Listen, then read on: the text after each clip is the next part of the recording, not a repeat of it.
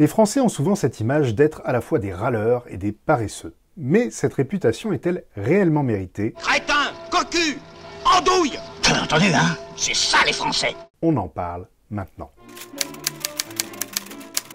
Je ne sais pas vous, mais pour ma part, lorsque je suis amené à aller à l'étranger, souvent je constate que l'image que l'on peut avoir des Français, c'est l'élégance, le raffinement, la culture. Mais on dit aussi souvent de nous que nous ne sommes pas très sympathiques, arrogants, râleurs, voire même paresseux. Je me suis donc demandé si dans le monde du travail, nous étions réellement si râleurs et paresseux que ça. Vous les camemberts, vous vous sentez supérieurs, hein? Mais on est supérieur. Et qu'est-ce qui pouvait contribuer à cette image? J'ai testé toutes les langues, j'ai une faiblesse pour le français, c'est une langue merveilleuse. J'aime notamment les jurons français. Alors en pratique, c'est vrai que les chiffres du travail en France, comparativement aux autres pays, peuvent largement influencer cette impression. Par exemple, saviez-vous que les salariés français travaillent en moyenne 1402 heures par an, ce qui est bien en dessous de la moyenne de l'OCDE de 1687 heures par an. Cependant, nous ne sommes pas ceux qui travaillons le moins, et nous travaillons même plus que nos voisins allemands, danois ou encore anglais. Alors peut-être qu'on peut se dire que cette image de paresseux vient du fait que nous avons la chance d'avoir un volume de congés payés et de jours fériés assez conséquent. Faut marquer une pause, faut savoir débrayer de temps en temps, chef, sinon on craque.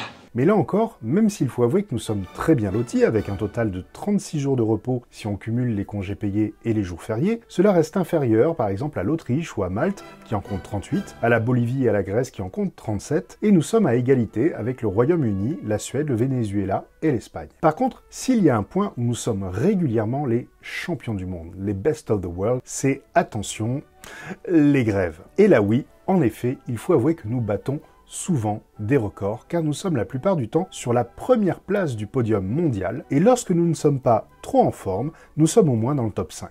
Et ça, il faut bien avouer que cela vient probablement renforcer notre image de râleur paresseux. À titre d'exemple, en 2019, la France comptait 161 jours de grève pour 1000 salariés. C'est d'ailleurs une de nos plus belles performances des 10 dernières années. Mais attention, nous avions réussi à faire bien mieux en 2010 avec 308 jours de grève pour 1000 salariés. Vous voulez que les impôts baissent? Qu'il y ait du travail pour tous? Que l'inflation soit stoppée? Nous ne pouvons rien faire pour le moment. Mais nous avons malgré tout réussi à réaliser en 2019-2020 le mouvement de grève le plus long de l'histoire de France depuis 1968, avec 51 jours de grève consécutifs en opposition à la réforme des retraites menée par le gouvernement. On paralyse la chaîne de production. Vous y comprenez quelque chose, Gomez? Oui et non. C'est du français, mais ça n'a pas de sens. Peut-être du québécois. Vous êtes devenu fou? Lisez jusqu'au bout la liste de nos revendications, je vous prie. Bon, maintenant c'est vrai que sur ce sujet de la grève, si on se compare avec les États-Unis qui sont à 6 jours pour 1000 salariés, la Pologne à 2 jours, la Suisse à 1 jour ou le Japon à 0, on peut peut-être se dire que cette image de gréviste invétéré ne nous est pas très favorable. Pour aller plus loin dans notre réflexion, il existe aussi une autre étude qui fait souvent référence et fait beaucoup parler d'elle dans le monde de l'entreprise. Il s'agit de l'enquête que réalise régulièrement l'Institut Gallup sur l'engagement des salariés à travers le monde. Et en effet, selon cette enquête, les salariés français feraient partie des employés les moins engagés dans leur travail au monde, avec seulement 7% qui seraient pleinement engagés, ce qui est 3 fois moins que la moyenne mondiale, 7 fois moins que la moyenne nord-américaine et un peu moins que la moyenne européenne qui est à 11%. Et nous serions donc avant-dernier en Europe, juste avant l'Italie qui est à 5%. Ah, mais c'est pas possible, ça, j'ai pas envie de participer. À rien. C'est pas mon genre de participer. Jamais je participerai. Mais ce qui m'a étonné, c'est que nous serions plus engagés que les salariés japonais qui sont à 5% eux aussi. Et là, même si cette enquête est souvent prise en référence, j'avoue que moi, je ne suis pas vraiment d'accord avec la manière dont celle-ci est présentée, ou plutôt utilisée. En effet, par exemple, si nous étions si désengagés que cela, eh bien, nous ne serions pas très productifs, n'est-ce pas? Or, la France se classe à la 39e position du classement de l'OCDE en termes de productivité par heure travaillée. Et l'on peut voir que des pays qui sont soi-disant plus engagés que nous, eh bien, sont pourtant moins productifs. Étrange, n'est-ce pas? En effet, donner ces chiffres sans comprendre ce qu'ils signifient vraiment serait une énorme erreur. Car lorsqu'on regarde les questions sur lesquelles ce fameux engagement est évalué, cela devient beaucoup plus intéressant. Et les questions qui sont posées aux sondés sont: est-ce que je sais ce qu'on attend de moi au travail? Est-ce que j'ai le matériel et l'équipement dont j'ai besoin pour bien faire mon travail? Au travail, ai-je la possibilité de faire ce que je fais le mieux chaque jour? Au cours des 7 derniers jours, ai-je reçu de la reconnaissance ou des éloges pour avoir fait du bon travail? Mon superviseur ou quelqu'un au travail semble-t-il se soucier de moi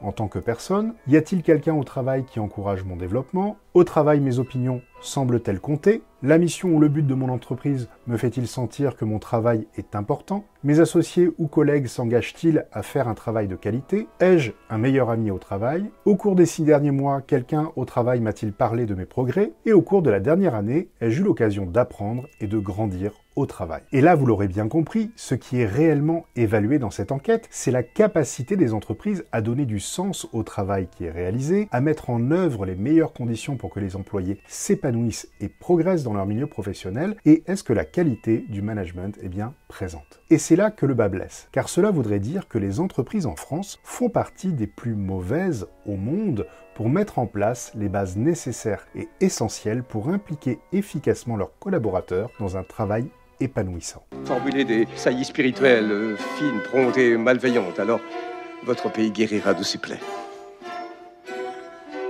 D'ailleurs, une enquête réalisée par Audencia et Jobs That Make Sense en 2022 montre que 92% des actifs français s'interrogent sur le sens de leur activité professionnelle, ce qui vient renforcer cette conclusion. Et d'ailleurs, même l'Institut Gallup avait démontré que 70% de l'engagement des salariés venait de la qualité du management. Donc en bref, les Français sont-ils des paresseux? Eh bien la réponse est clairement non. Est-ce que les Français râlent plus que les autres? La réponse ici est clairement oui. Nos croissants? Non, monsieur.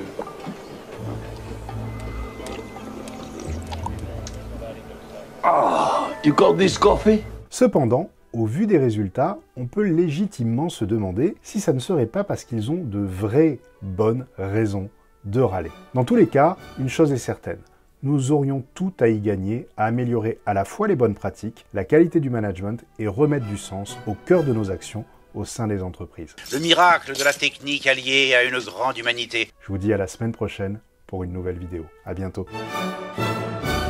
Et n'oubliez pas, si vous voulez booster votre leadership, vous pouvez télécharger gratuitement mon e-book sur mon site internet. Le lien est dans le descriptif de la vidéo. Et pour vous abonner, vous cliquez à gauche. Et pour voir une autre vidéo, vous cliquez à droite. Allez, à bientôt.